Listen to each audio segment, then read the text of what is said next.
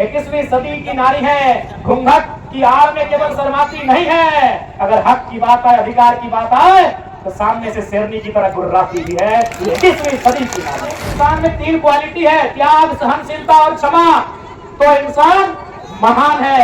लेकिन एक स्त्री जन्म से 3 क्वालिटियों के साथ आती है, वो जन्मजात महान है। अंतर्राष्ट्रीय महिला दिवस की असंख्य शुभकामनाएं। क्योंकि आज शनिवार का दिन है और हमें लगा कि शायद छुट्टी संडे को होगा, और हमें यह भी लगा कि शनिवार को शायद सदन चलेगा, सदन में बहस होगी, और हम अपना डायरी में लिख के आए थे। हम लिख के आए थे कि कोयला पे लेके किस दिन बहस करेंगे, विस्थापन को लेकर कब बहस करेंगे, जेपीएससी चेयरमैन की नियुक्ति को लेकर कब बहस करेंगे। हम पूरा 20 दिन का शेड्यूल बना के आए थे कि कब हमको क्या बहस करना है।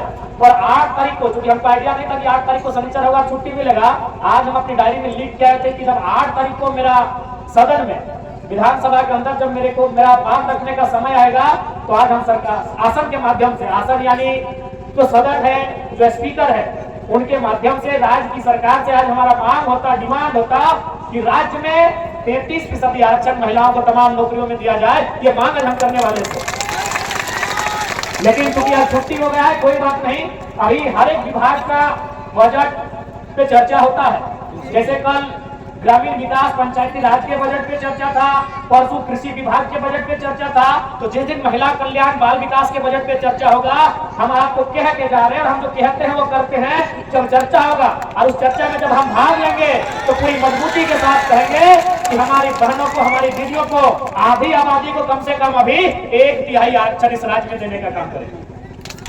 तमाम नौकरियों में, चाहे वीडियो बनने का बात हो, सीओ बनने का बात हो, दरोगा बनने का बात हो, हवलदार बनने का बात हो, इंजीनियर बनने का बात हो, इस राज्य की तमाम नौकरियों में 100 में 33 महिलाओं को सुनिश्चित करना होगा। ये मांग रखेंगे, क्योंकि ये समय, ये 21वीं सदी का समय है। निसंदेह ये समय महिला सशक्तिकरण का है, लेकिन हमें इस बात को नहीं भूलना होगा, जैसा दमयंती दीदी ने अपनी व्यथा को सुनाया, देवेंद्र दादा ने भी अपनी व्यथा को सुनाया, कि हमने संघर्ष किया है, सरकारों ने प्रयास किया है, और आम जनमानस में भी ये चेतना जगी है कि समय बदला है। लेकिन इसके बाद भी हमें इस बात को मानना होगा कि आखिर ये जो समाज है, जो कई हजार सालों से जिसका अस्तित्व है, इसकी सोच कहीं ना कहीं पुरुष प्रधान रही है। ये जो समाज है, इस समाज का जो आधार है, इस समाज का जो व्यवहार है, ये आपको मानना होगा। भले वो आपके भाई हैं, आपके चाचा है, आपके मामा है, या आपके पति हैं, या आपके कोई भी है तो पुरुष। और ये समाज का जो आचरण रहा है, व्यवहार रहा है, वो कहीं ना कहीं पुरुषवादी रहा है। इसीलिए तो सन 1950 में इस देश के राष्ट्रपति बने थे डॉक्टर राजेंद्र प्रसाद। 75 साल बाद आज इस देश की राष्ट्रपति हैं द्रौपदी मुर्मू। उनको भी राष्ट्रपति बोला गया था, और आज इनको भी राष्ट्रपति बोला जाता है। यानी 75 सालों में इस पुरुष प्रधान देश को महिला के लिए वो शब्द नहीं मिला कि अगर महिला यहाँ आएगी तो उसे क्या कहेंगे। अरे भाई ठीक है, पुरुष राष्ट्रपति हो सकता है, एक महिला के लिए तो अलग शब्द होना चाहिए था, या फिर कोई ऐसा शब्द चुनते राष्ट्रपति के लिए जो दोनों के लिए होता। बताइए, राष्ट्रपति महिला के लिए उचित है?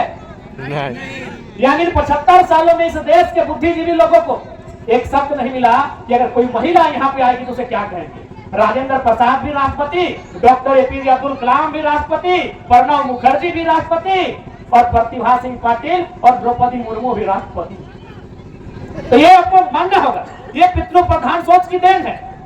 अभी एक हम लोग कहावत पढ़ते हैं अंग्रेजी में, मैन इज मॉर्टल। कहा भाई वोमेन कहाँ चली गई? वो अमृत नहीं आई है क्या? पढ़ा हमने अंग्रेजी में कहावत, मैन इज मॉर्टल। मैन माने क्या? पुरुष। महिला कहाँ चली गई भाई? तब दोनों शब्द, दोनों को इंक्लूड कहने किए कि man and women are immortal, sorry mortal. तो कहीं ना कहीं ये जो सोच रही है, सोच हजारों सालों की है। अब ये छोटा सा उदाहरण देते हैं, क्योंकि इस उदाहरण को देने के बाद हो सके मेरी बहुत सारी लोग आलोचना करें, हमारी बुराई, हमारा टांग खींचे, लेकिन सच बातें सुनाते। अभी सपोज है हमारी कोई नानी है, दादी है, चाची है, मामी है, मौसी है, अगर वो अपने पति के जिंदा रहते अगर स्वर्ग सिधारती है, 70 साल उम्र, 80 जितना भी 100 साल ही कहना है, हम उनको क्या कहते हैं? सुहागन कहते हैं ना। यानी पति जिंदा है, अगर वो स्वर्ग सिधारती है, सुहागन। लेकिन बेचारी अगर पति पहले गुजर जाए तो अभागन। एक छोटा सा लॉजिक देखिएगा, जनरली यहाँ जितने लोग शादीशुदा हैं, भाई हम भी नहीं है और दादी नहीं है, तो जितने लोग शादीशुदा हैं, बेटी भी नहीं की अभी, तो जितने लोग शादीशुदा है, आप थोड़ा सा स्टडी किया, जितनी है जितने हैं, नहीं करने से भी 2-3 हजार लोग हैं, इनमें से नहीं करने से भी 1000 लोग शादीशुदा हैं। आप हमको एक रिपोर्ट बताइए तो कि लड़का का उम्र ज्यादा है कि लड़की का? लड़का का। एक वो 2 अपवाद होगा, मुश्किल से एक वो भी, हमें लगता है यहाँ एक भी नहीं होगा। यानी 1000 में 1000 जो शादी हुआ है उसमें लड़का 5 साल लड़की से बड़ा है, कोई 10 साल बड़ा है, कोई 4 साल बड़ा है, कोई 15 साल बड़ा है कि नहीं? और आप क्या चाहते हैं? एक तो अपनी उम्र की छोटी लड़की से शादी भी किए हैं और चाहते हैं मेरा जीते जी तुम मरेगी तब तुमको सुहागन करे। यानी एक तो कम उम्र में शादी करके लाए हैं और क्या चाह रहे हैं कि हमसे 2 साल पहले ही मर जाओ भाई। हो सके मेरे इस स्टेटमेंट के बाद मेरी लोग आलोचना करें कि आप ये क्या कर रहे हैं, लेकिन थोड़ा सा दिमाग से सोचा जाए, ये व्यवहार उचित नहीं है, क्योंकि सोच पुरुषवादी है। इस समाज का निर्माण ही पुरुषवादी सोच से हुआ है। सिंपल बात है कि तुमसे शादी भी करेंगे, तुम छोटी है हमसे 10 साल और हमसे 10 साल पहले गुजर जाओ तब ठीक है। इसलिए क्योंकि ढांचा पुरुष प्रधान का रहा है, बदलाव हुए हैं, संघर्ष हुआ है, महापुरुष चाहे ज्योतिबा फुल्ले रहे, डॉक्टर भीमराव अंबेडकर रहे, यह तमाम महापुरुष संघर्ष किए हैं, लड़ाई लड़े हैं। लेकिन यह भी सच्चाई है कि 75 साल में महिला अगर इस राष्ट्र की संवैधानिक सर्वोपरि पद पर आ जाए तो उसके लिए एक शब्द नहीं खोज पाए हैं, यह भी सत्य है हमारे देश का। तो आज खैर दमयंती दी ने, जो हमारी तमाड़ की विधायक की प्रत्याशी रही हैं, बहुत सुंदर इन्होंने कहा कि जब आप इतिहास को लिखेंगे आने वाली पीढ़ियां आपकी कसमें खाएंगी। आज नारी सशक्तिकरण का दौर है और हमें पूर्ण आशा है इस दौर को सबल करने के लिए आप तमाम हमारी दीदियां, हमारी बहनें पीछे नहीं हटेंगी। सबसे महत्वपूर्ण बात और एक बात दीदी लोग, क्योंकि हमेशा इस विषय पे आता है, पुरुष और नारी की जब बात आती है तो लोग कहते हैं कि नारियां कोमल होती हैं, और अक्सर कविताओं में देखिएगा, शेरो शायरी में पढ़िएगा, जब एक स्त्री की बात आती है तो कोमल, सरल, नाजुक इन शब्दों का प्रयोग किया जाता है। क्योंकि मैं आपको कहना चाहूंगा, जितनी मेरी दीदियां हैं, अगर कोई इन शब्दों का आपके लिए प्रयोग करे तो उसमें हतोत्साहित होने की आवश्यकता नहीं है। ये विधि का निर्णय है आपके लिए, जिसने संसार को बनाया है। कोई ईश्वर कहे, कोई अल्लाह कहे, कोई वाहे गुरु कहे, कोई मरांग गुरु कहे, कोई बूढ़ा बाबा कहे, कोई प्रकृति कहे, जिसने भी ईश्वर, जिसने भी संसार को बनाया है, उसने वास्तव में बनावट की दृष्टि से पुरुषों की तुलना में स्त्रियों को मुलायम बनाया है। मेरा तर्क सुनिएगा, क्यों हो सके मेरी आलोचना आप कर दें कि आप स्त्रियों के लिए मुलायम, सरल, कोमल शब्द का प्रयोग कर रहे हैं, लेकिन मेरा तर्क सुनिएगा। अच्छा, आपने मिट्टी के बर्तन को बनते हुए देखा है? अच्छा, अगर एक बात बताइए, अगर मिट्टी कठोर है तो क्या वो बर्तन बनेगी? नहीं बनेगी ना। यानी मिट्टी को पानी में गीला करना पड़ता है, यानी कोमल। मिट्टी अगर कोमल बनेगी तभी वो बर्तन बनेगी। आपने लोहा को देखा है तलवार बनते हुए? क्या जो लोहा कठोर है, रड के समान है, वो तलवार बनेगा? नहीं बनेगा। उस लोहे को अगर आग में गलाएंगे, तपाएंगे, यानी कोमल, उसके व्यवहार में परिवर्तन करके उसे कोमल बनाएंगे, उसे नाजुक बनाएंगे, तभी वो तलवार बनेगा। तो मेरे कहने का मतलब है, कोमल उसको बनना पड़ेगा जिसको आविष्कार करना। आप बिना कोमल बने, बिना सरल बने, बिना कोमल बने आप आविष्कार नहीं कर सकते हैं। आप एक जंगल की लकड़ी को ले आइए, वो लकड़ी तभी सीधी होगी। तो आविष्कार करना है, आविष्कार मतलब सृजन, आविष्कार यानी नया, तो आपको कोमल बनना पड़ेगा। और विधाता ने स्त्रियों को उनके गर्भ में आविष्कार का दिमाग सौंपा। ये विधाता का निर्णय है, ये प्रकृति का अटल सत्य है कि जिसको आविष्कार करना है उसे कठोर बन के नहीं, कोमल बनना होगा। तो यदि आपको कोई कहे कोमल, तो भैया उसके पीछे कारण यही है कि आपके गर्भ में, आपकी कोख में, चाहे देवेंद्र महतो रहे, जयराम महतो रहे या दमयंती मुंडा रहे, उनका आविष्कार हुआ। हमारा आविष्कार आपके गर्भ में हुआ है। तो अगर आप कोमल नहीं होती, आविष्कार हमारा नहीं हो पाता। मिट्टी बर्तन तभी बनेगी जब वो कोमल बनेगी, कठोर मिट्टी से बर्तन नहीं बनता है। तो यदि इस तर्क को जानना होगा कि विधाता ने स्त्री के बनावट को कोमल सांचे में इसलिए ढाला है तो उसके गर्भ से सृष्टि का सृजन होना है।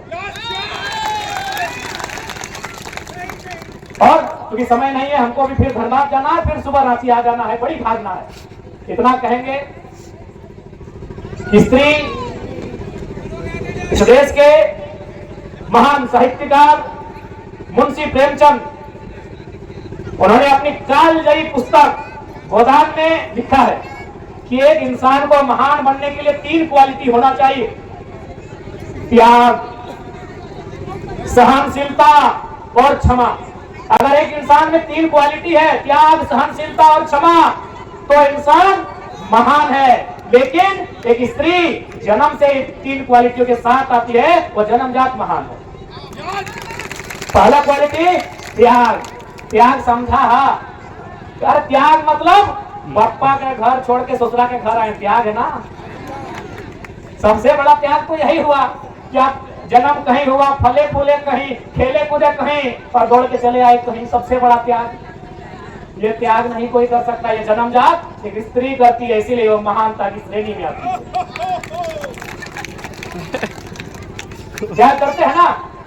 एक स्त्री विहीन होती है, विहीन बुझा, विहीन, अरे धान लगाने से पहले विहीन लगाते हैं। हाँ, हम लोग धनबाद बोकारो में विहीन बोलते हैं या आफर बोलते हैं, आप क्या बोलते हैं? विहीने बोलते हैं। तो एक स्त्री विहीन होती है, कैसे मालूम है?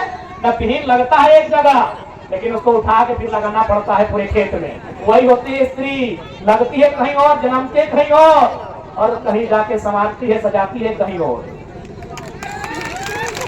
दूसरा क्वालिटी है सहनशीलता। समझ रहे हैं? सहनशीलता माने सहना, सहना। आप यही एक उदाहरण लीजिए। यही अगर कोई दो पति पत्नी आए हैं तो उनको सामने लाइए जिनका छोटा छोटा बच्चा हो, दोनों की गोद में छोटा छोटा बच्चा दे दीजिए और सौभाग्य ये हो कि एक ही उसी टाइम या तो वो शौचालय कर दे या तो पैखाना करे। आप उसका भाव देखिएगा, एक मर्द का भाव देखिएगा और एक महिला का भाव देखिएगा। महिला के भाव में अंतर नहीं होगा और मर्द बोल गए इसको लेके जाओ। गलत बोल रहे हैं।